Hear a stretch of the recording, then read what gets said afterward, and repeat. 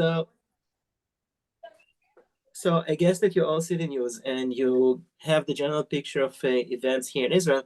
And what I want to share with you is a perspective from the inside, like from the real inside. As you can see, I'm still with kind of my uniform. And I want to speak both about the origins of what happened and the changes that we are now living through as a society.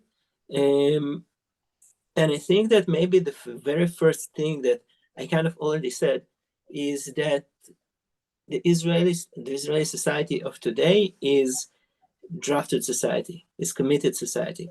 18 days ago, we were arguing among ourselves about, well, everything as we like to, but, well, you know, this entire issue of the reform, the political reform, the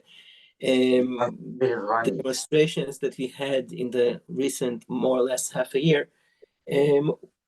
Until 18 days ago, we were a society that is in a deep inner conflict and a deep argument, and that is all gone. And now we have, we don't exactly know the numbers, but it's hundreds of thousands of people wearing uniform. We have more than hundreds of thousands of people who are committed without going to the army, yet committed to the effort, doing whatever they can to support the state, to support the fight, to bring back the people who are held hostage in Gaza. And I remember when I was in New York one of the times, and I drove in Brooklyn, I think, and I looked around and I saw those huge army posters basically calling people to join the US Army and to go fight back then in Iraq. And I had this thought back then, and it's very true now, because as you can see, I'm sitting at my own home. This is my place. And my service right now is actually right here. We literally protect our own home and our own families and our own children. It's not the other side of the globe. It's not the other side of the globe. It's not the other side of the earth. You don't fly for like 17 hours to get to an unfamiliar location and to participate in a war that you don't exactly understand. It's all here about us, about our own lives. And it's a very strange feeling. It's a very strong feeling, you know, to stand up and to protect your people, literally your people. And this is one of the major changes that we just lived through. There was a lot of talk until recently about Israeli society being kind of spoiled, about us forgetting the core values that created this state, about the younger generation being kind of weak and disconnected and, you know, all with their eyes in their iPhones all day long. About the Haredi population kind of disconnecting from the mainstream state of Israel. And a lot of that is gone right now, just faded. We saw people fight as, well, we didn't see at least since 1948. And we'll speak about it for a second. We saw young people, young boys, young girls from this, you know, iPhone generation suddenly leading troops or basically fighting with their teeth and fingernails, saving lives. And that was incredible. We now have thousands of Haredi, of ultra-Orthodox people demanding to be taken to the army and to serve the state of Israel, to protect the state of Israel. And just a few days ago, 2,000 of them were actually drafted, taken to the army, and now they wear the green. This place changes. Some of the changes, although the reason is horrible, but some of those changes you may see them as positive. Again, this unity, this feeling of a common target, this closing the gaps between different parts of the Israeli society. But some of them are different. And one of the things that are different and changed within us is that Israel of today does not exactly exist in the 21st century. And what I mean by that is that until now, we all thought about ourselves as this kind of outpost of the Western civilization, the outpost of progress and in a way, Western values and Western way of thinking. Well, today, many of us will argue that Western values and Western way of thinking brought us to this place where we are right now. And if we need to survive here in the Middle East, if we need to fight this war that we are fighting now and win it, we can't be in the 21st century speaking about Western values. We need to be much more tribal, much more ancient, much more Middle Eastern. And this is just the reality of it. But we'll speak about it also maybe in a few moments. Meanwhile, I want to share my own personal experience of this thing happening and beginning, and then we'll kind of zoom out to the general story. So one of the big questions, let's say otherwise, nobody actually asked it. Nobody will come to a person and ask, so where exactly have you been on October the 7th? But one of the things that we just share in a conversation, the person that you just met, 90% of the conversations will be, where exactly have you been? What exactly have you been doing? How do you spend that Shabbat? So my wife is in the army also, her day job. And so that morning I woke up because of all the phone calls that she was getting. Now my wife, she's religious. And if she gets a phone call in Shabbat, it means that something really, really bad just happened. And that is one phone call. She got 40 of those. So I woke up and I went to the living room and I see my wife sitting with 3 different screens in front of her. And we can hear one of her co-workers who happens to live in one of the kibbutzim just on the border of the Gaza Strip, shouting on the phone, saying, there are 3 of us, there are 30 of them, please send help now because we won't hold. 3 of us, 30 of them. And he was right. That evening, he wasn't with us anymore. He was killed in the fight back then. And so my wife disappeared. 3 hours within the event, she just packed a bag and went. I saw her a few times since then. Sometimes she comes home. She's actually home right now, which is kind of exciting and rare. The next day, I went. And my day job in the army, and what I do in my reserve service usually, I'm an investigator in Eitan, in the unit of the IDF who is looking for people who are missing in combat. So for the first week, this is what I've done until the army kind of decided that it doesn't need our services anymore, and we were kind of amazed by that because hey, we are the people whose profession is to bring back missing people. And so my team went and each one of us was looking for a different assignment. The army basically sent us home and we said, no, we won't go home. So we all went to look for different assignments. Some of the guys went back to their infantry units and I found myself in my regional brigade here, as I said, commanding a desert patrol, which is kind of, well, deserty. A few days ago, last Friday evening, my wife was here and we had our Shabbat meal. Now we have a daughter and she is 3.5. And, as any other toddler, we have this issue of her coming and trying to sleep with us in our bed. And we kind of try to push her out and she insists. And eventually I sleep on the floor and she has 90% of the bed. And this is the usual. But back then, again, just now, Friday night, Noah, this is her name, she says, I want to sleep with you because I'm afraid. And we asked her, what are you afraid of? And she said, I'm afraid that people will come in the middle of the night and they will take me. And Liat and I, my wife and I, we just stare at her. And she says, yeah, I heard that there are people who will come to our house in the middle of the night and they will just take children away. And then she looks at my wife and she says, Ima, Mom, don't forget to lock the door tonight. She's 3.5.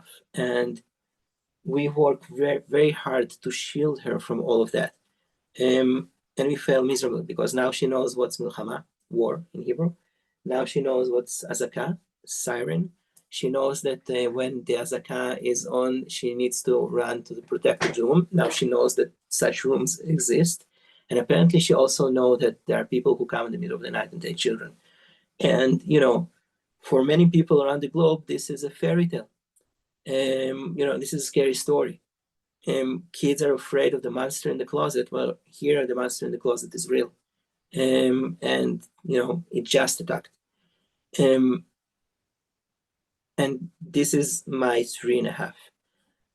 And today we have 200 people plus in Gaza being held by Hamas, which is more or less the most horrible thing that can happen to a person. And many of them are children, and many of them are tiny children without parents. And one of the major changes here in the Israeli society, I told you just before that we are not in the 21st century anymore, is this feeling that those kids are our kids. This baby, this redhead baby in Gaza, he's my baby, and he's the baby of my neighbor and my neighbor that way. And this is a rage that is completely biblical.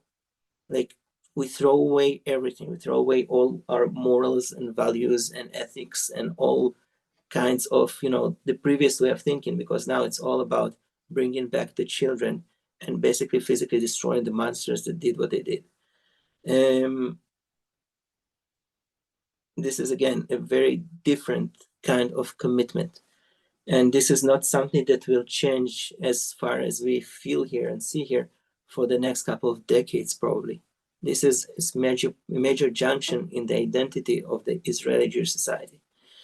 I want to speak just a bit about the other side, about the people who actually did it and about what led them to do it, what kind of universe they exist in. And then I'll speak a bit about the way it actually happened, and about what's going on in the larger picture, the bigger players, and maybe a bit about the future as far as we can predict it. Spoiler, we cannot predict it. We have no idea what will happen tomorrow. And then we'll just talk, we'll do a questions and answer session. So let's speak a bit about this thing called Hamas. Hamas, an acronym of Harakat al-Muqawama al-Islamiyya, the movement of Islamic resistance. They exist in a world, in a universe that has two major layers. The first one is Palestinian national idea, the basic Palestinian national idea that we'll speak about in a second. The other one is Islamism, is the political movement, the political ideology that has roots in Islam, but it is by itself something kind of different. And I want to begin with that because it goes way beyond, way before the Palestinian national identity. So there is this concept within Islam that not all of Muslim people support. It's an idea that some of the Muslim civilization holds, saying that at the very beginning, the first several generations of Islam, they were pure and correct and exactly the way that Islam is supposed to be. But then something changed. Then something got polluted because Islam grew and absorbed other civilizations, because Islam had other civilizations on the other side of the borders of the Muslim rule. And so other concepts, other values, other ideas kind of went within the world of Islam and polluted it. And the world, hence, is broken. Pause.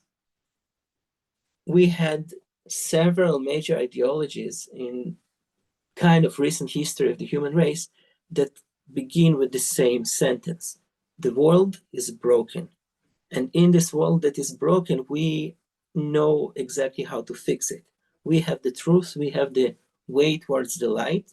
And so this is what we are doing. We are saving the world.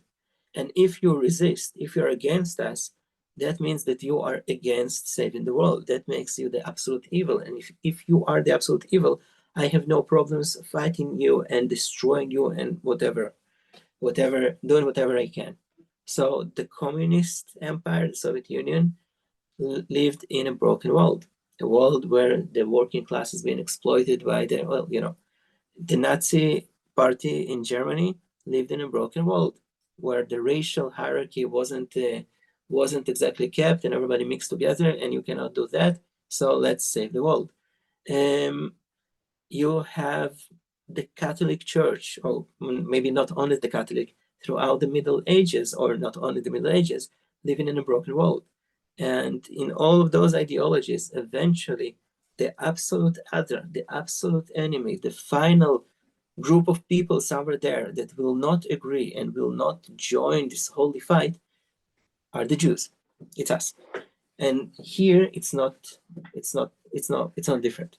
So the world is broken, Islam got polluted, and we need to clean it. We need to go back to the original version. We need to go back to those first several enlightened, pure and beautiful generations. And how do we do it? We do it, and here it begins to be kind of different, because some of the people, some of the Muslim people who support this idea of going back to the origin, they will say that what I need to do in order to get there is just living righteous life, being more traditional, going to the mosque for 5 times every day, keeping the major commandments, just being more traditional Muslim, with no violence, with no aggression, nothing. Just I will observe my tradition, and by that I will live the life of those amazing generations and kind of set an example for other people. Then it gets political. Let's change the society. Let's change the society by explaining, by supporting the weak, by all kinds of social projects. Or let's change the society by a political change. Let's go and take power, maybe in a way of some kind of democracy, because in the Middle East, democracy is kind of a strange concept. And then there's a line. There's a line that beyond it, there's violence. Let's take power by force. We need to take power by force. Let's change the society by force. Let's enforce our values on the people who we rule. And this is ISIS, this is Daesh in Iraq and Syria only a few years ago, and this is Hamas right now. And everybody is the enemy. Everybody who is not me is by definition the enemy, because they resist the light. And you may say that the Muslim people who are not with me, in a way, are even worse than the non-believers over there, because they are non-believers. They do not believe. What can you expect from them? But from my Muslim neighbor next door, I will expect to be at the same place that I am. And if he is not, he is probably polluted by himself, and he needs also to learn a lesson and change. This kind of thinking actually goes against some of the core ideas of Islam. In a way, you may say that this is, in a paradox, a revolt against their own religion that they're trying to enforce on the world. One of the points where you can see this difference is that Islam traditionally believed that the human existence is divided to two huge eras. Before Islam, it's the Jahiliyyah, the total anarchy, mayhem, total chaos. And then Islam comes, and it's just as if somebody turned the light in a dark room. Suddenly, there's light, and existence changes. The Islamists, the people who are trying to change the society and to bring it back to those first ideal generations, they will say something different. They will say that Islam wasn't this light lit in the room. Islam was a ray of light in the middle of the darkness. The room is still dark all around. And this darkness trying to push the light and make it smaller. And we need to push the light out and to fill the room. So we are in a holy war, we are in jihad. And we have this mission, eventually saving the world and serving the will of God.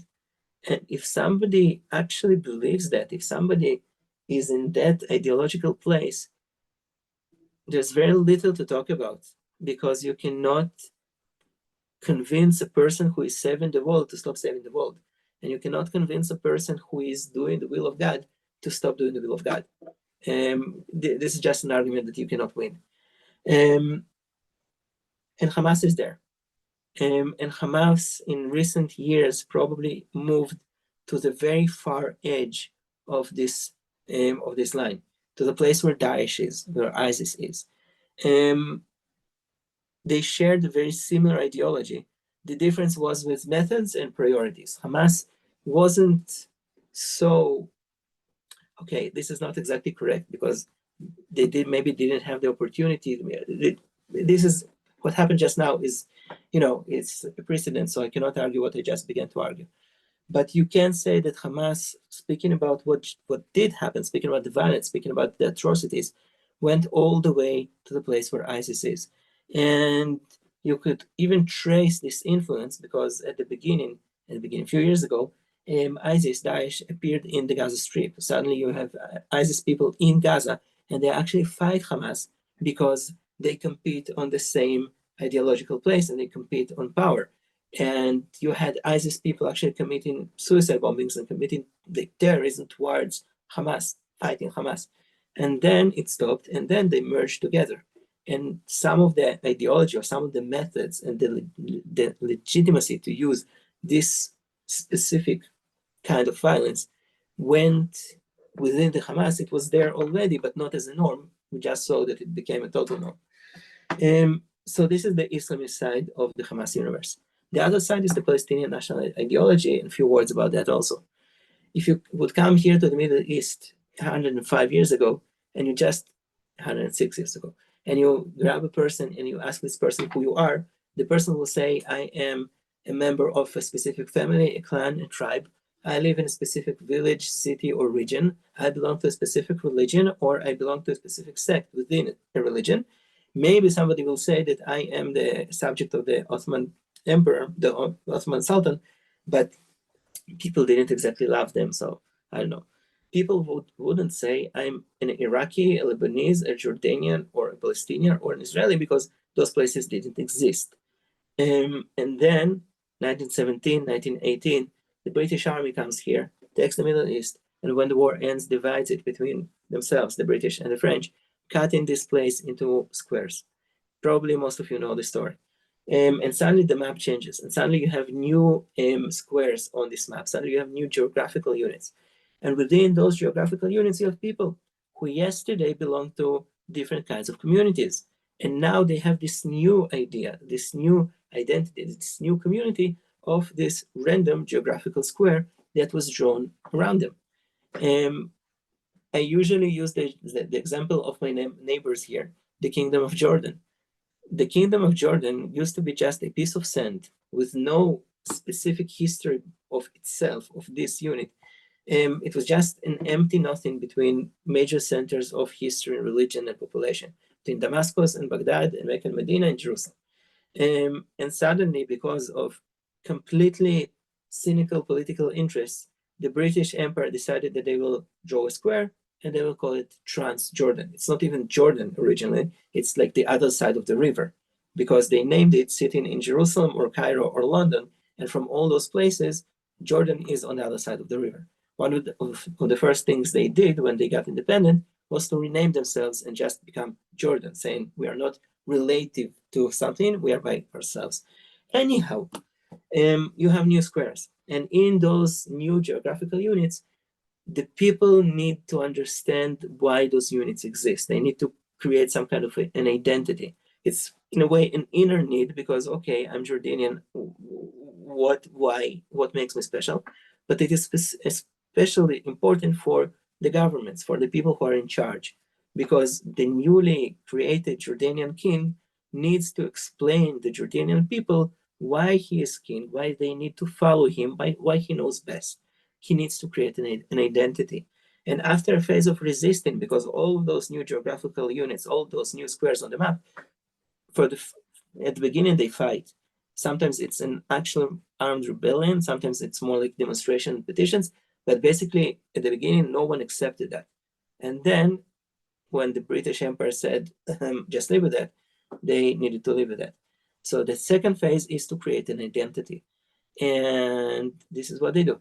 Some of those new geographical units created a strong identity that holds even now, more than a century later, such as, surprisingly, Jordan. They have their own issues, but the country stands. Some of them failed miserably, like, for example, Iraq or Syria or Libya, or you may argue Yemen. Anyhow, we here are also a square on the map. When the British came here, they drew a square around us here also, and they named it Palestine, because for the Western civilization, this geography is named Palestine, beginning from the 2nd century, when the Roman Emperor Adrian, after defeating us in our final war, the Bar Kokhba revolt, renamed the country from Judea to show the complete victory of Rome over us and to erase the memory of the Jewish presence here from history, which sadly enough, you may say that sometimes he succeeded to do. So for the British, being a Western society, Western civilization, this place is called Palestine historically. And there's an anachronism here. I hope that this is a term in English also, meaning that this place was named Palestine in the 2nd century, but they speak about it as Palestine even before that. For many people in the West, Jesus lived in Palestine, he didn't. So this place becomes Palestine. And people who live here become Palestinians, everybody, Jews, Arabs, Armenians, Greeks, everybody. But we, the Jews, we have our own identity. We know who we are and what we are. For us, this is not Palestine. For us, this is Eretz Israel, the land of Israel. This new identity of a Palestinian wasn't important to us at all. The local Arabs, on the other hand, this was the only identity common for them, because there's very little connecting a Bedouin person from the Judean desert out of my window and a merchant living in the city of Akko in the north. They share very little things together, and they share a lot with people who are out of this specific geography. Like the Bedouins in the Judean desert, they have a lot in common with the Bedouins in Jordan or Saudi Arabia. And the merchant in Akko, he has a lot in common with the merchants in Tzor and Sidon and Beirut. This Palestinian identity is the only common identity for the Arabs here. And very fast there is this need to create a meaning, and very fast there is competition over ruling this place, and very fast there's an ideology who defeated all the other versions, all the other ideologies, all the other ideas. And this ideology is led by a person and a group. The person is Amin al-Husseini, and the group is his family, the clan of Husseini, the house of Husseini. And the idea that this house of Husseini, the strong political power, suggests to the Palestinian Arabs in the 1920s is resistance. Being Palestinian means to resist. To resist what? To resist an invasion of the unbelievers, of the foreigners, of the aliens. First, the British Empire, who came here and basically conquered us, the Arabs, us, the Palestinians, and now tries to manage us and basically hurt our rights in different ways to prevent our independence. They are Christians, and them ruling in Jerusalem is unthinkable. They are the Crusaders coming back again after 700 years, and we need to defeat these Crusaders just like our ancestors defeated the original one, and so on and so on and so on. And resisting means also resisting the Jews and resisting the Zionist movement, because we are also infidels and we are also unbelievers, and we come here to take the land of Palestine and make it our own. We have this myth of a temple that used to stand where Al-Aqsa stands right now, and we try to spread this lie of that ancient Jewish temple. And eventually our final goal is to destroy the most important, one of the most important shrines of Islam standing in Haram al-Sharif in Jerusalem, and build our own version of a temple on top of it, where we won't exactly serve Allah, but we will serve some kind of a version of it, which is of course a heresy and cannot happen. So if you are truly Palestinian, the House of Hussein will argue, you need to resist, you need to go to a war, and you need to rally around us. And this idea becomes the mainstream Palestinian national idea until this very day, which is tragic both for us, of course, but also for them, because they never spoke about building. They never spoke about creating a society. They never spoke about creating a survivable state. It's all about resistance. And you can just look everywhere and see it. All of the text, all of the art, it's all about resistance. Resistance, and not only after 1967. This is the core idea. And Hamas takes that, and Hamas takes the Islamist ideology of coming back to the roots of Islam by force, brings them together, and this is the mixture that you have, a very toxic eventually mixture. This is what is going on in the mind of a Hamas fighter. He is fighting for Palestine to be liberated from the horrible infidel Jewish occupiers. Not only the settlements, for them everything is a settlement, even Tel Aviv. And they are fighting to save the world from the Jahiliyyah and to spread the original version of Islam, and to make this entire human race eventually, they understand it won't probably be tomorrow, but eventually going back to those sacred first generations of Islam, everybody, including the people of Iceland and Kenya. This is the ideology. And you can add to that the history of the conflict, the history of the bloodshed. You can add to that the fact that the younger generation of Palestinians in Gaza today were born after 2005 when we left Gaza. A person in Gaza who is 17 years old today or 18 years old never saw an Israeli in his life, not in close. They saw us in propaganda a lot, and they also saw us on the other side of the border fence. They saw those kibbutzim for all those years.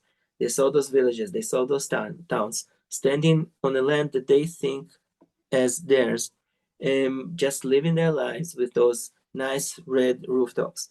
And then Gaza exploded.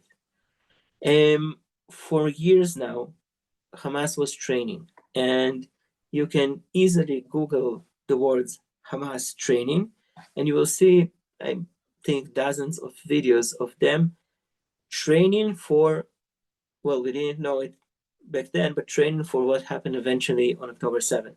You can see them training in fighting in urban complexes. You can see them training in clearing houses, breaching doors and going into rooms. You can see them training in taking prisoners to the tunnels, and you can see them digging tunnels, of course. Hamas was training. We had several conflicts, several operations within Gaza. Most of them were them shooting rockets at us, and we sent the Air Force to bomb Gaza in recent years, but they were training to something else all the time. And again, we saw it just in front of us, and for some reason didn't think that it will ever happen. Hamas speaks about its own ideology all the time. There are no secrets there. They declare openly who they are and what they want to do. They write it on huge billboards. They have parades in Gaza, had parades in Gaza, declaring this final goal of liberating Palestine and making the world Muslim. Nothing new there, but we choose not to listen for many different reasons. And one of them is us being, until 18 days ago, in many ways, Western society. So a Western person will always think about a compromise, will always try to find some kind of a middle ground. Probably if somebody shouts that he will kill this Western person, it's hard to imagine him actually trying to do that.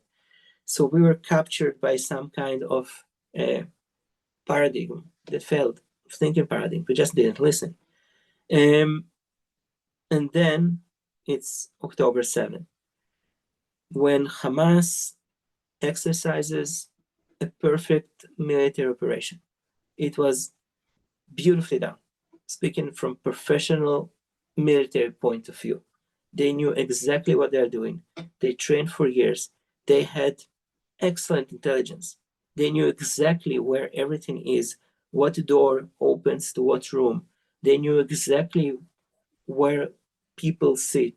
They knew everything. They saw right through us. And so it begins with another rocket barrage from Gaza into Israel. That means sirens, and that means that people go in.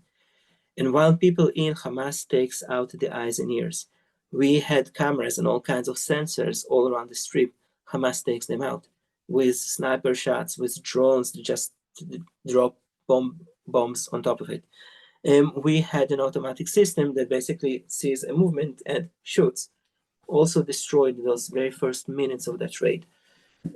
So suddenly we are blind, and the girls, the watchers, the tzpitaniot, the girl soldiers sitting in command bases in front of screens looking over the fence, suddenly the screens go dark and they have no idea what's going on.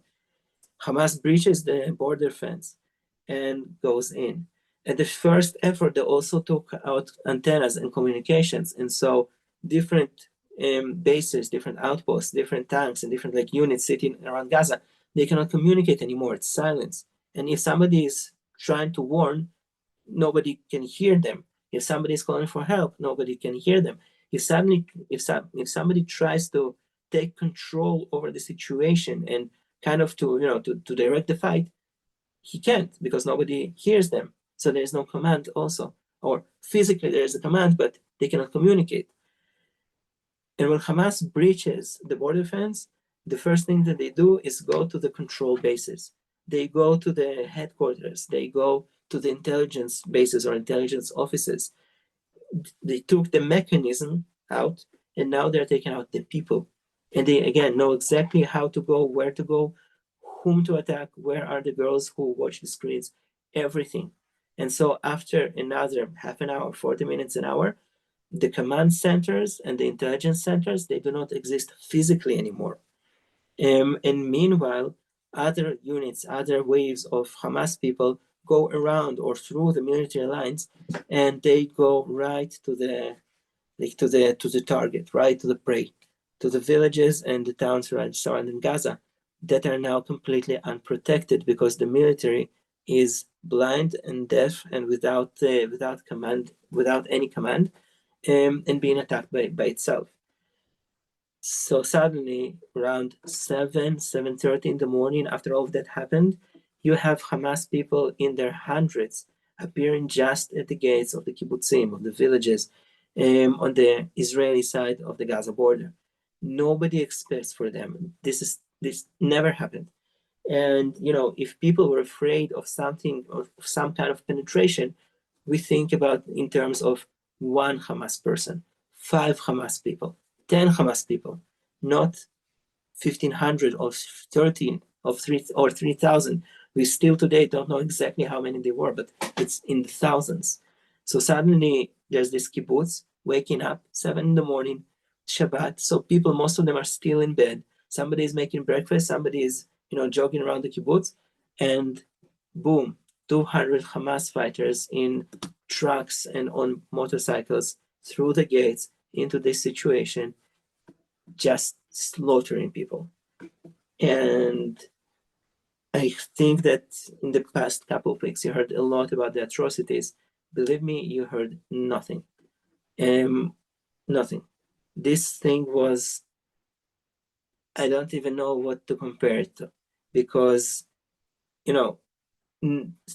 speaking in numbers, the Holocaust was, of course, much worse, like 6 million versus 1,300. The 6 million is more.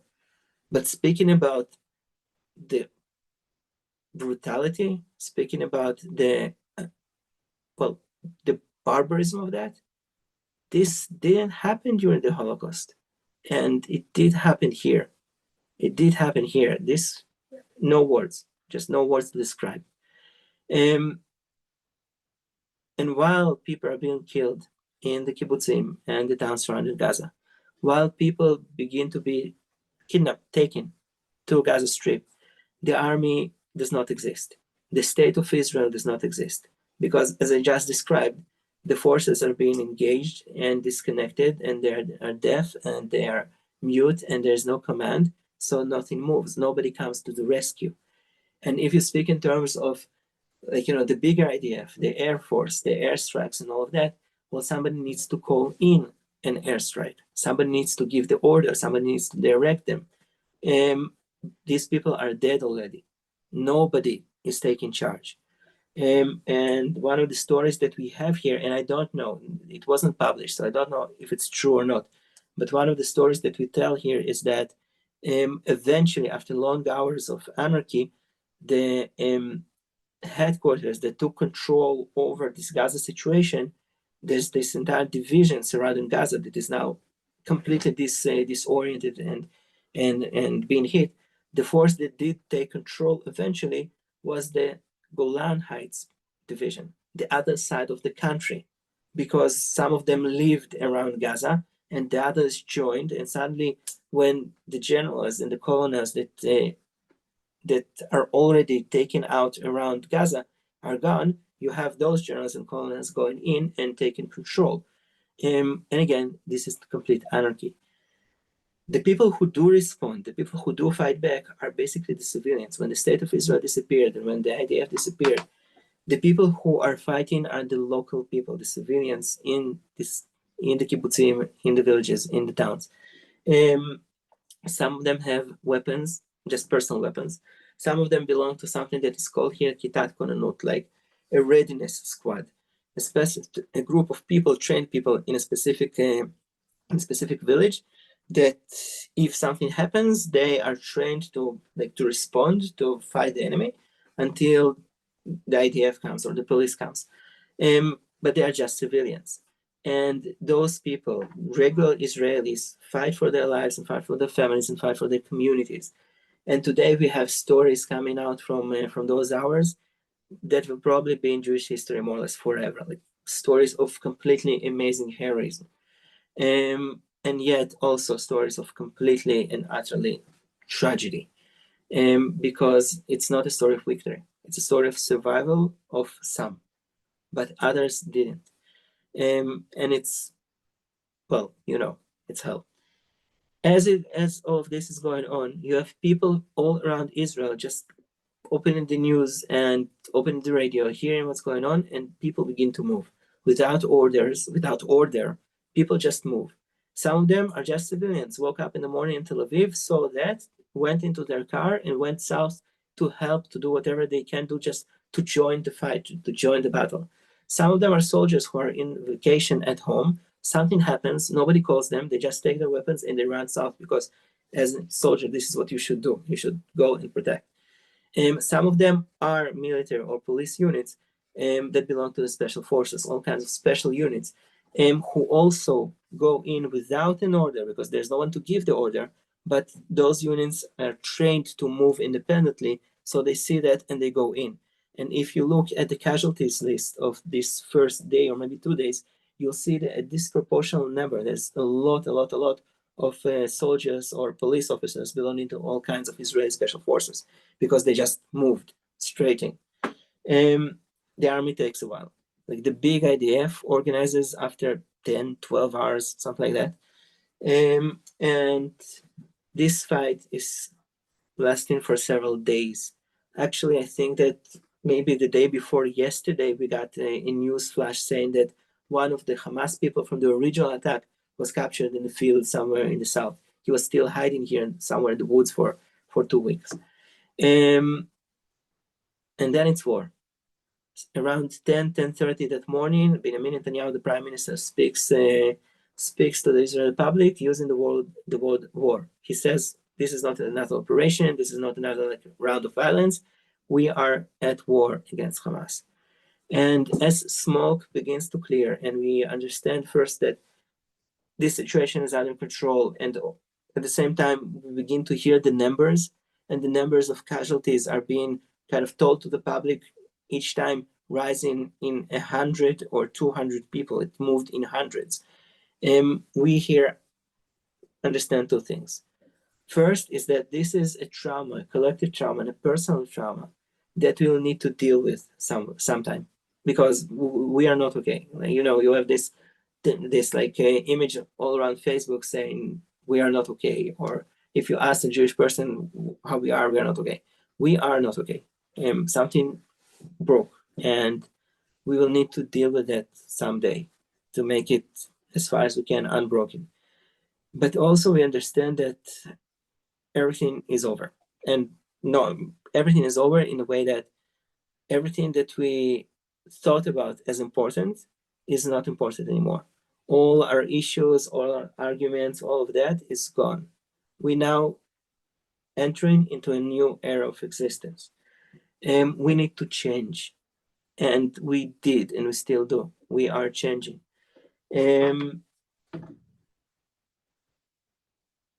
What else?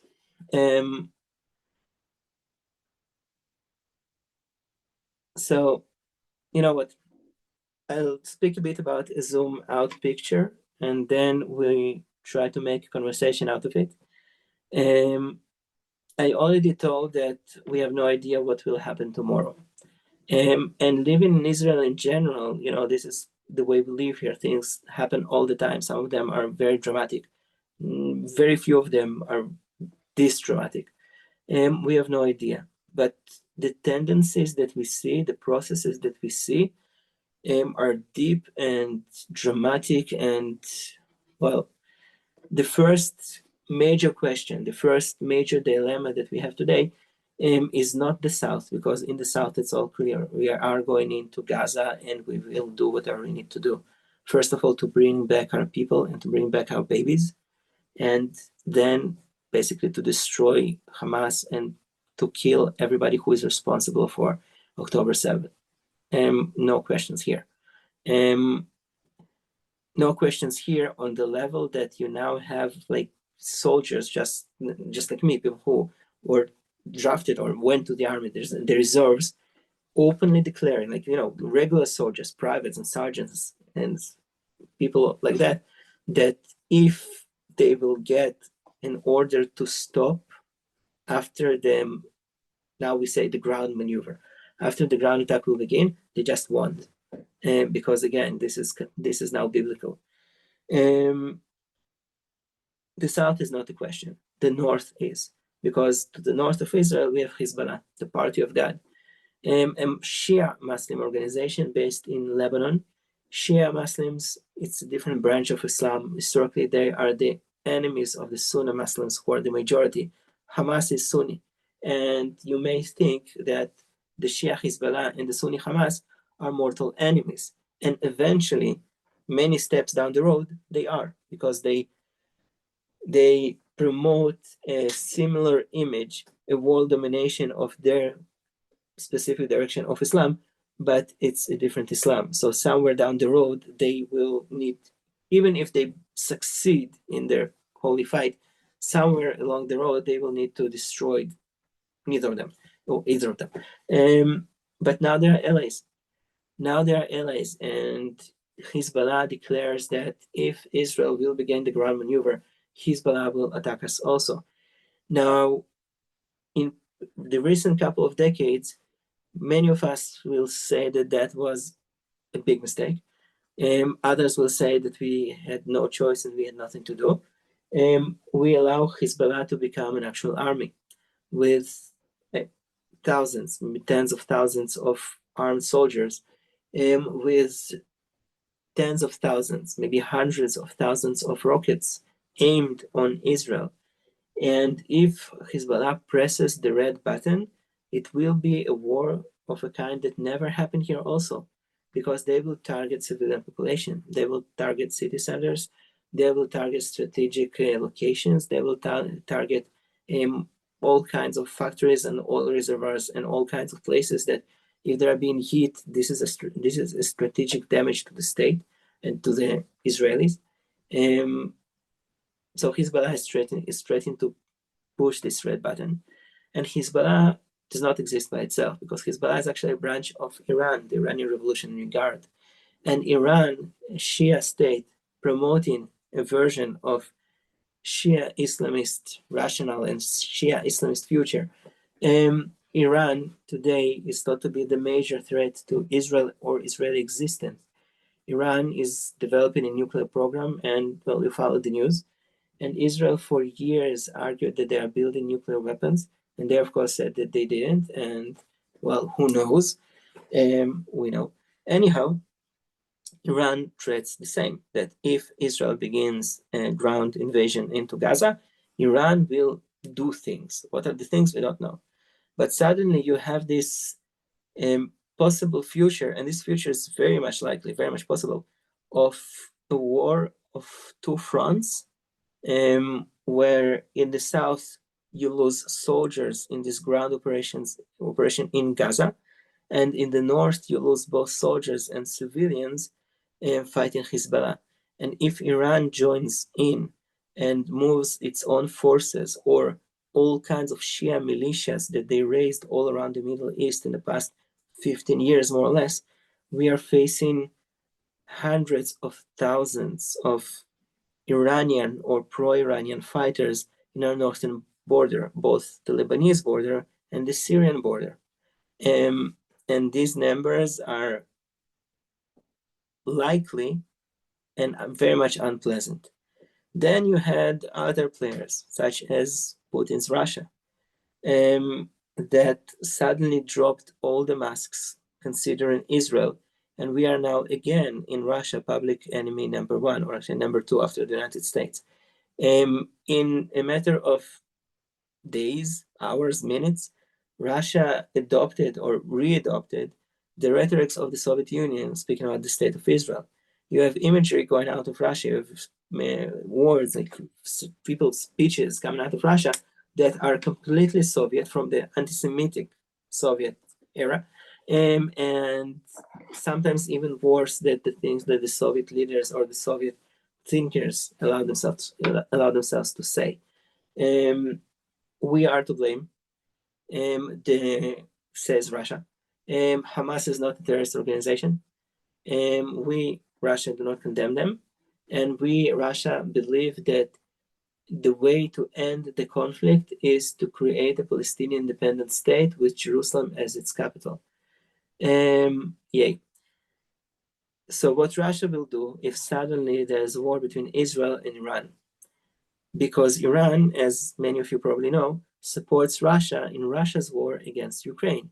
And Iranian support suddenly becomes very important, surprisingly, because Iran has drones, and Russia apparently, well, didn't have them, and they need them for the war in Ukraine. It's not only drones, many other ways of support from Iran to Russia.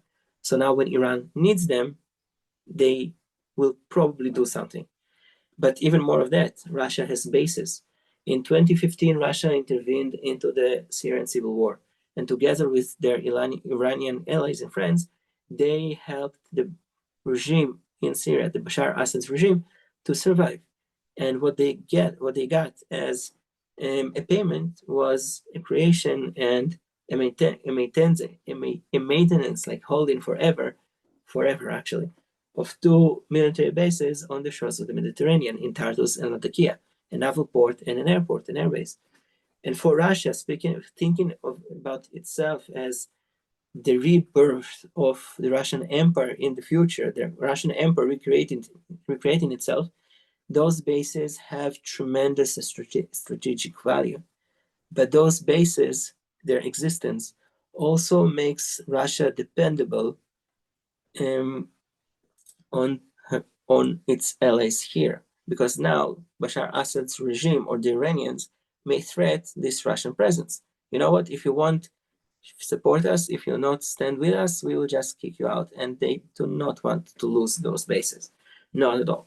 So what is the limit of Russia's commitment to Iran and Hezbollah? We have no idea. We don't know if they know, and we don't know if this limit exists. We have no idea.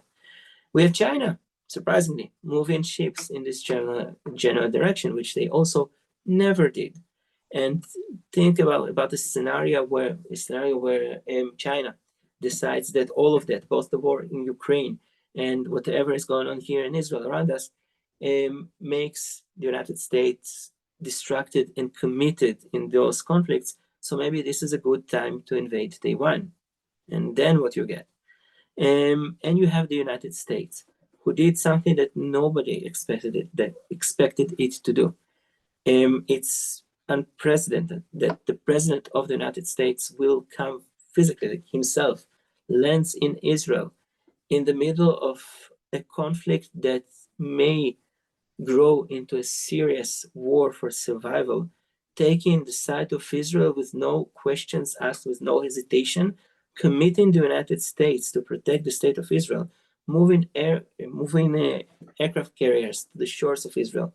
It never happened, never, not in this intensity, never. And we are sitting here in the eye of this storm, as I said, a very changed Israeli society, a very committed Israeli society.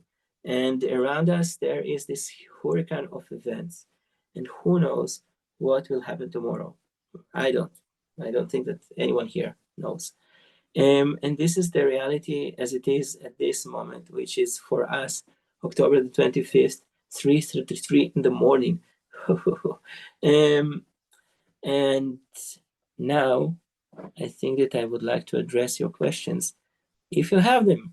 So thank you meanwhile, and you're welcome to write your questions in the chat or any other way that Igal may think is the correct way to do that.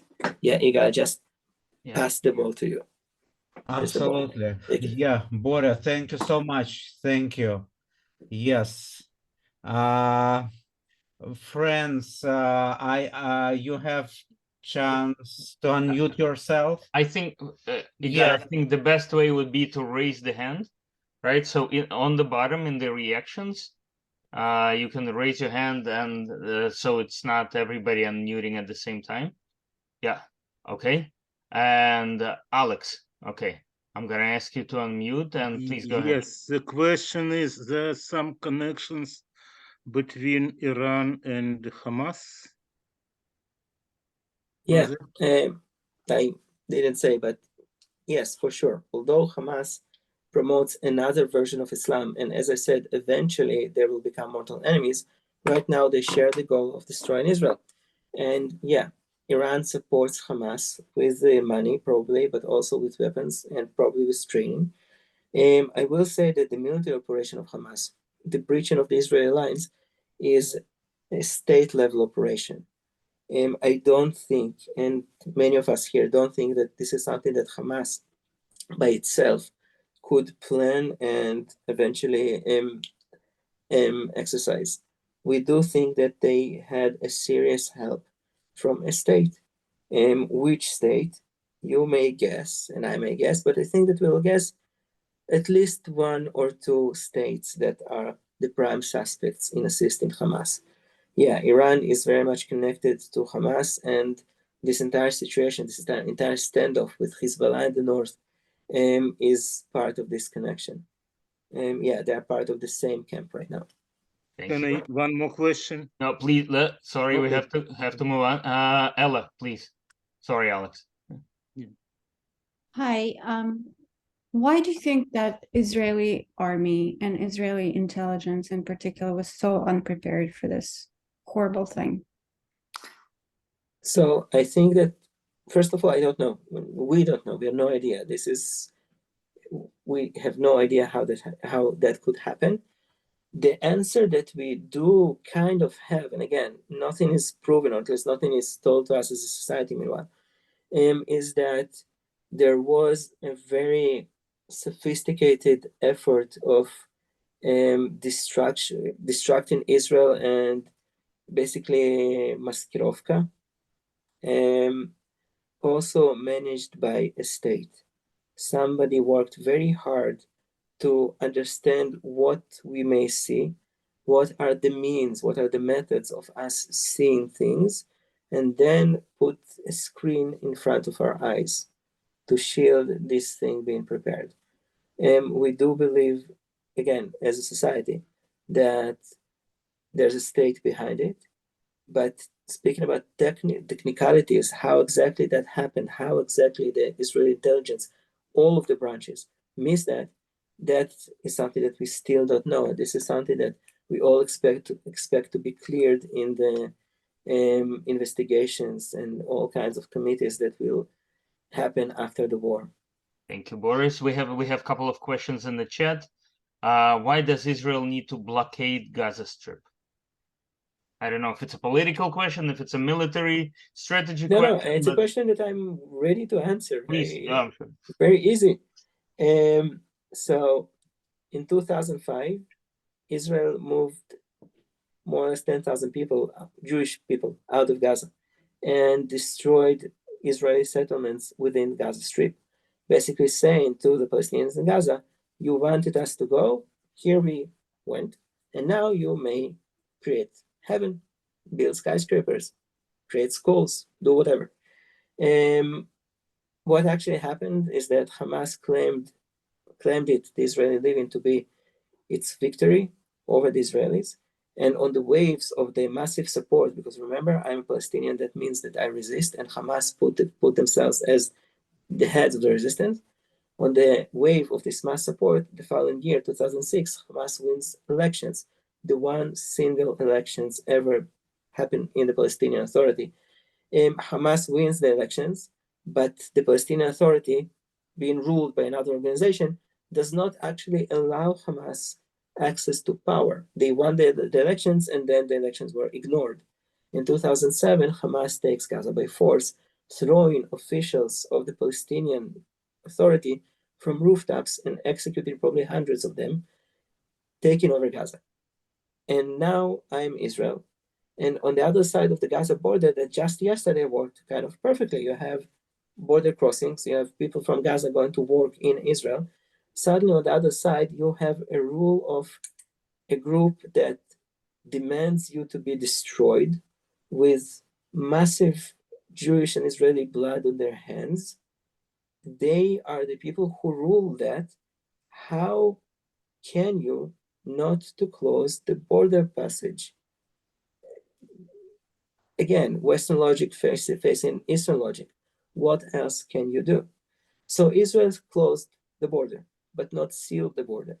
In not all the time and in different scales and different numbers, Gazan people kept coming to work in Israel. And people who needed medical care crossed the border and were taken to hospitals in Israel. By the way, members of the kibbutzim, of the villages, of the communities on the Gaza border, were of their louder supporters of this humanitarian aid and basically taking care of Gazan sick people. They actually drove sometimes the ambulances taking Palestinians from Gaza to Israeli hospitals, and then look what happened. Did this policy eventually created a situation when Israel is being blamed in creating a huge open-air prison? Yes, of course, we were blamed. Did the lives of people in Gaza were hurt or some kind damaged by the fact that Israel minimized connections with the Gaza Strip? Probably yes, of course. But at the same time, they were ruled by this ideology demanding basically my death and the death of my family. And while it's kind of maybe hypocritical to demand them to rebel against Hamas and just charge the people with AK-47s having nothing, what else could we do? And this, what else can I do, is something that very often describes the Israeli policy here. And this is something that very often is completely not being understood at the West, because sitting far away from here and living by other values, it's sometimes very easy to find magical solutions to very real problems. But magic won't work. Magic didn't work. That's my answer, meanwhile. Thank you, Boris. We have a couple of questions in the chat. With all American support that we all very much appreciate, do you feel that USA is stalling or trying to prevent ground operation in Gaza? I don't feel. This is what they do. Yeah, the United States completely committed itself to the security of Israel, which is tremendously amazing. And the United States probably pressing the leadership of Israel not to begin the ground invasion, or at least not to begin it right now, for different reasons. One of them is this fear of everything, just everything exploding, and we are in some kind of a mega conflict tomorrow, and the United States tries to prevent that and probably working diplomatically all around us right now to prevent that. But also, and I don't know how this thing is actually heavy, like on the weights of the US decision making. Some of the hostages are Americans, and they are afraid, rightly so, by the way, we also are afraid, that the second Israel begins the ground operation, hostages will be executed or maybe even hurt within the fighting. And the United States tries, at least at the very minimum, to get its people, the US citizens of the hostages, out of Gaza. Yeah, the US interest right now is to prevent a massive explosion of everything. And this is probably the major reason for them stalling the operation. We here in Israel kind of, we have this whisper going on, this, we're not happy about it as a society.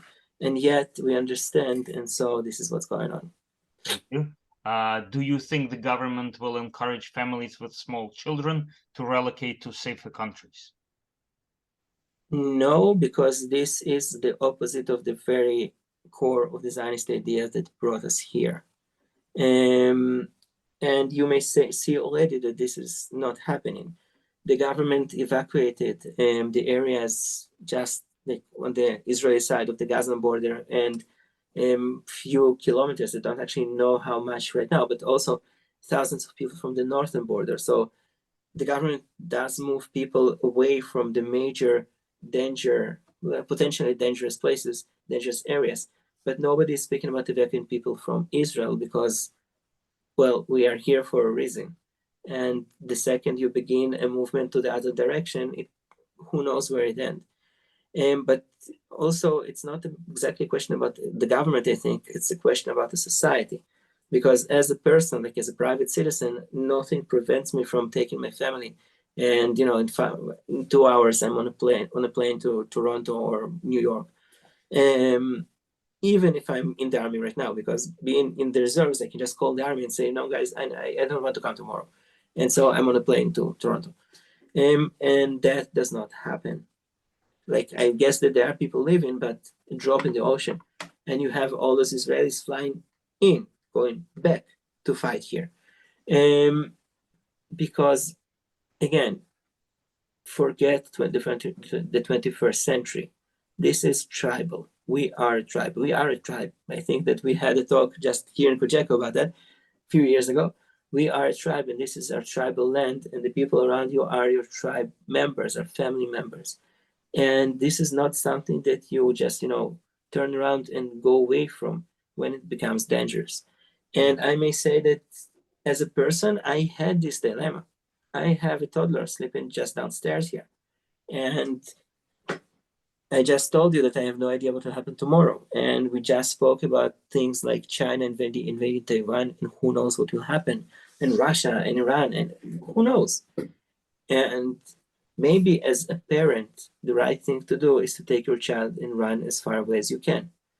But in a different reality, in a different set of values, as a member of a civilization, as a member of a culture, as a member of a tribe eventually, you don't turn around and run away. You stand and you fight for your ground and your people. And you know what? I had a friend. She passed away. A woman who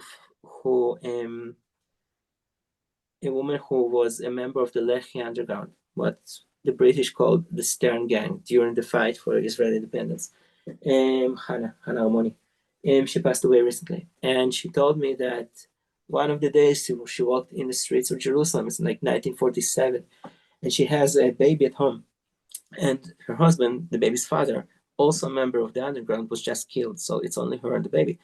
And she goes in the neighborhood, in the Chavia neighborhood, just the center of Jerusalem, and suddenly there is shooting all around because the British army just randomly shoots all over. And there's a person injured in the middle of the street. And she, Hannah, is taking cover in the yard just a few meters away. And she thinks about going and saving the person, like trying to drag the person to safety. And then she thinks about her child, about her daughter, that if she is hurt now, if she is getting killed in the street, her daughter is, well, with no parents. And she goes and she drags the person to safety, risking her own life. And then 80 years later, she tells me, אולי הייתי אימא מחורבנת, אבל הייתי בן אדם. Maybe I was a crappy mother, but I was a person. If you run, you will not stop running. If you forget this place, you will not remember it anymore. You will not just stand up and remember. If you want a better future, you need to fight for this better future. And this is what we are doing here. As I said, this is not the 21st century anymore. This is not the West. This is a different universe and a different set of values. And we'll do whatever we can do to protect our children. We already do that, actually. Thank you, Boria. Thank you. Thank you for what you do. Thank you for what you say. We have quite a number of questions, so we'll try to go through them quickly. How are the Israeli Arabs behaving? Are they supportive of Israel? One of the major things that we as a society are afraid of, maybe fear is not exactly the word, but one of the major tension points is that the Arab society in Israel, the 2 millions of Arab Israelis, will join the fight on the Hamas side of it and will rebel against Israel. And this means anarchy from the inside while you fight at least one front of a major war. Meanwhile, it looks as if the Israeli Arabs, while some of them do support Hamas, and I'll say something about it in a second, the Israeli Arabs are being, most of them quiet, some of them helpful. You have Arab communities in Israel collecting food and equipment for soldiers. You have Arabs in Israel demanding, I didn't hear a lot of them, but I heard at least like 2 or 3, demanding to be taken to the Israeli army, saying this is our home. You have Arab artists in Israel who used to identify themselves as Palestinian Israelis, saying we are not Palestinians anymore. There's something happening. There are different processes happening within the Arab Israeli society. Right now, there's some tension, but generally there's quiet from that side, and we kind of hope that this will continue. Thank you. Why do you think Hezbollah did not strike at the same time with Hamas if they're both connected to Iran? So I think that there's a very big question that nobody asks, and it's weird. And the very big question is why the hell they did it. Not why Hezbollah didn't join, but why Hamas did what they did. Because the Israeli response, the Israeli reaction is predictable. You do something like that, Gaza is being invaded and the organization is being destroyed and your fighters are killed and hunted all around the globe. The cause and effect are obvious. So why did Hamas go and did what they did? Now, the fighters, the actual people, like the mob, they actually thought that they're fighting a war that they can win, and eventually they will go home victorious or die as martyrs and go to heavens. But the people who run Hamas are deeply intelligent, smart people who plan for the long term. So if they did something like that, they had probably a reason. Now here, who knows? Maybe they also got carried away with their own ideology. Maybe they think in terms of this huge historical strike against Israel and then let everything burn, but eventually our ideology will win even if we disappear, something like that. Maybe they do, but I don't think, knowing those people, I don't think that this is the idea. The why is actually very important and in a way kind of scary, because it seems as if unless there is a second stage, unless this is part of some larger plan, it happens kind of out of context, and they are paying a huge price for that. So again, it doesn't work. Why Hezbollah didn't join? Because they didn't get an order to join. Why they didn't get the order to join? Because I guess Iran didn't want an all-out war against Israel beginning October the 7th. This is the best I think I can say right now, or any of us can say right now. Thank you. After Israel goes into Gaza, will we need to control Gaza from, so if we leave, Hamas takes control again, and then it's all over again? So we speak about it in Israel quite a lot. And I think that right now we have two answers. One of them is the official answer. The other one is the unofficial answer on a society level. The official answer that took some serious time to create, which is weird because it's not that difficult. The official answer is that the operation will be probably a set of operations, not this one huge charge, but a series of operations, each time focusing on a different part of the Gaza Strip, until Hamas is largely defeated, Hamas fighters are largely killed. Yes, while understanding that many of them will go underground, and understanding that Hamas is an ideology and you cannot defeat an ideology with a tank, all of that is clear. And then the rule of Gaza, after inflicting this serious damage, will be transferred to some structure, to some entity that is not Israel. Maybe the Palestinian Authority, although it seems very unlikely because it is very weak and it cannot hold Gaza. Maybe some kind of an international regime, whatever. This is the official plan. The unofficial idea, the unofficial reality, the unofficial thing that we say here is that we don't care. Meaning that the immediate need, not only because of the emotions, and yeah, we do have a lot of emotions, but the immediate need in terms of establishing our presence in the Middle East and not being seen as weak in the eyes of our enemies, which is crucial here, is to inflict damage. So you go into Gaza and you chase Hamas down, and not only Hamas, the Islamic Jihad is also not a big present. And you defeat them as harshly as you can, and then, says the Israeli society, you go out, and whatever will be, will be. Let them deal with whatever is left, will say the person in the street. What will happen eventually? I already said, we have no idea. What is the probability of war spilling into the West Bank? It exists, although physically looking around, I am right now in the West Bank.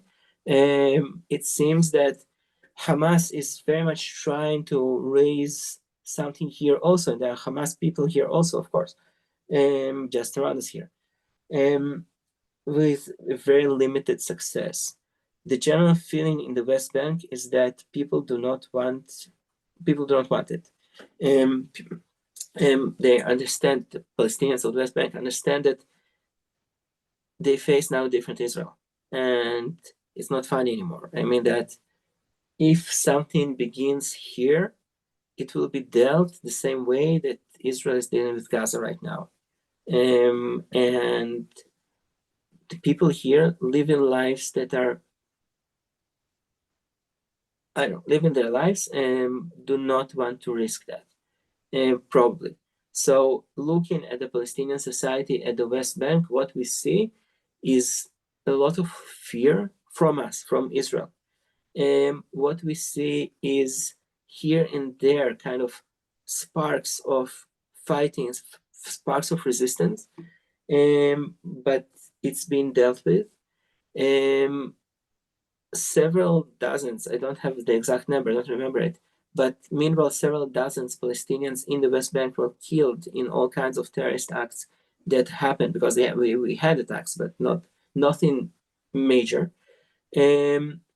Right now, as we speak, there's a military operation going on in Jenin, in the north of Samaria. Jenin, it's a city that became like a hub of terrorist organizations and all kinds of Palestinian fighters in recent years. Right now, there's a military operation going there with what seems to be a serious battle, but with no, it seems as if that will be very much local thing and will not spread. So the West Bank is relatively peaceful. It's not peaceful at all, but relatively peaceful. And it seems as if the Palestinians of the West Bank do not want to join that. Being an Israeli living in the Middle East, I think that I may add to that if they will see that Israel is failing, if they will think that Israeli is crumbling, it will be a different story.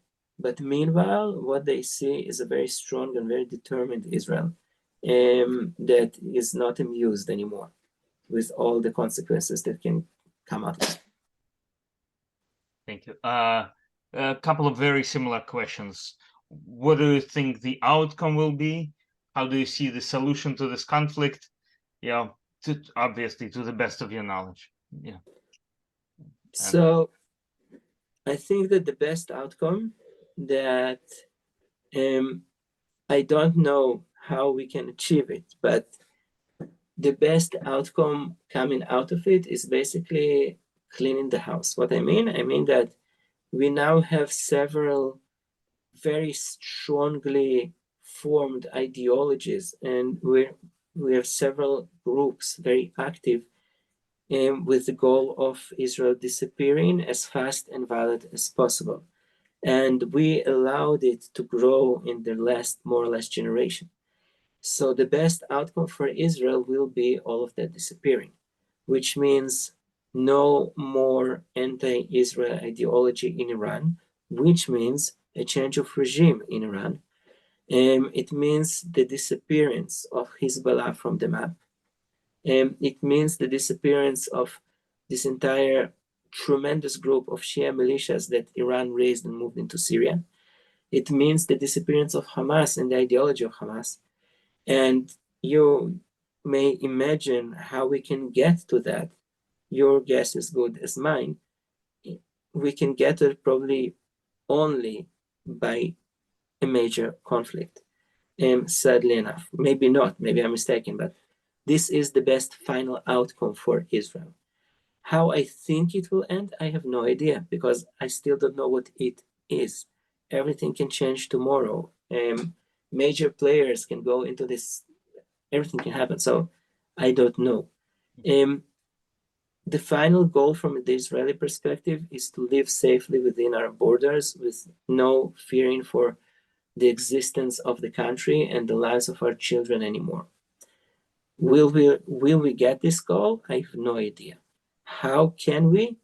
I don't really know. But this is the final goal. And this is what I hope will happen eventually. Boris, final question. We know we want to let you get some sleep tonight, if possible. Do you I have another patrol in 2 hours. Another patrol. Okay. Do you feel that most Gazans are pro-Hamas, or are they really oppressed and have no way to revolt against Hamas? It's not a matter of feeling. It's a matter of what we saw with our own eyes in October 7th. And what we saw is an organized attack by Hamas fighters, by professional Hamas fighters, and then hordes of looters going from Gaza into Israel, also killing Jews as they found them alive here and there, also kidnapping people into Gaza, also participating in burning of the kibbutzim and everything. Is every Palestinian in Gaza a Hamas member? Of course not. Does every Palestinian in Gaza support Hamas actively and believes that Hamas is the best thing ever? Of course not. But Hamas is the stronger player within this Palestinian society in Gaza. Hamas dictates the order of the day. And that being said, in the Middle East, when you hear this call for joining the fight, you have only two options, or you have three options. Option number one is to join the fight. And so I'm a random Palestinian young person in Gaza, not a Hamas member, but I'm exposed to Hamas all over, and eventually I do become a Hamas member. Option number two is be quiet. Just disappear, fade to the background, and do not put yourself in this situation. Somebody calls for a fight, for a cause, for join me in this holy war. Just fade out, stand there, do not exist there. Just. And option number three is to fight against the person who just called you to join him. Because if you don't join the person, if you don't join the aggressive person, this call for a fight, join me, I will lead you into. If you don't fight the other, you become the other in the Middle East. And just by the dynamics of it, the Palestinian society in the Gaza Strip is captive of Hamas, but also captive of its own civilizational construct. And that being said, the bottom line right now is that I don't care, and we don't care. Now, some of you know me, and you know me as basically a very humane person. I hope you do. I don't hate anyone, and I don't want anyone to suffer. I'm not evil. Right now, we know several basic truths. We know that Hamas should not exist anymore. We know that we have hostages in Gaza, including children, including babies. And we know that we need to go and do what we need to do, meaning bring back as much of the hostages as we can and destroy Hamas. Thinking about the Palestinian society and the ethical questions of did they or did they not support Hamas, I don't care. This is not the discussion anymore. Sadly enough, this is not the discussion anymore. And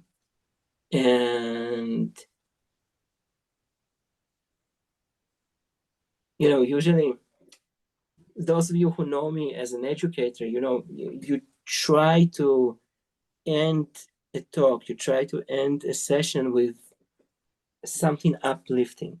something uplifting that will leave your audience with like this positive feeling going on as you move. But right now we don't have any of those. What we have is 18 days of Facebook feed with pictures of murdered Israelis, and images as one I just saw before the beginning of this talk, of a boy crying above the grave of his father, shouting, "I just want to give him a final hug." And when it all began, Bibi, the Prime Minister, that we as a society today, well, there's a huge anger against him among everybody, even people who supported him 19 days ago. But he said a sentence at the very beginning of that. He said, "Nikmat yad Yehudi lo bara Satan." The revenge of a Jewish boy, of a little boy, revenging a little boy, is a thing that the devil himself could not imagine and create.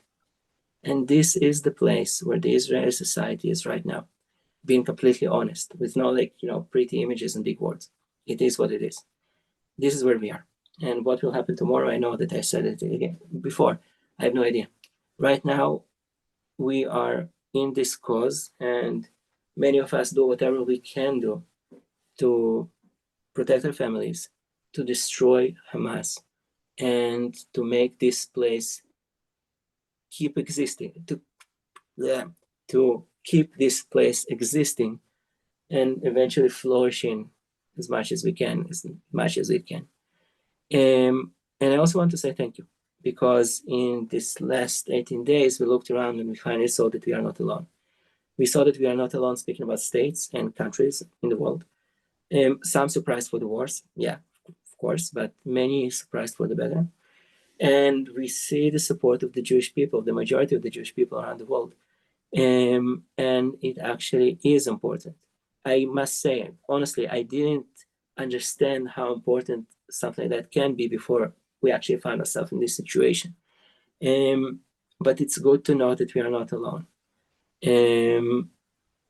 And on this note, I think that I will pass the ball again to Igal here. This is the ball. Yes. Yeah. Bora, thank you so much. May God bless you, your family, and all our people of Israel and Jewish people across the globe. And may the peace will be. Yeah, friends, it's so difficult that, but we hope that, yeah, for the better future. And I just want to express my gratitude to Bora. Bora, thank you so much. Thank you so much for your thoughts, for your feelings that you share with us.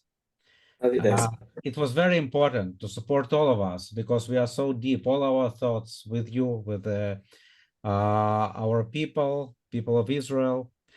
By the way, again, a donation for Israel is on our chat, so I would very much appreciate your donations. Don't forget it. And it will go directly to support Israel right now. And thank you so much to everybody who came to this evening. And we'll meet Boris. He already presented for us on various much more peaceful topics in the past, and hopefully peaceful topics in the future. But our next meeting, we planned different topic for today. So we moved it to November 21st, and it was simple and funny, Jews and alcohol. My presentation, yeah, hopefully we'll have chance. It will be on November 21, and hopefully it will be a different situation at that time. So thank you a lot to all of you. Thank you, Bora. And we will look forward to seeing you in our next meetings of the COJECO Academy of Virtual Academy of Jewish Heritage. Thank you, friends. Thank you. Thank you. Thank you. Shalom lekulam. Thank you. Thank you.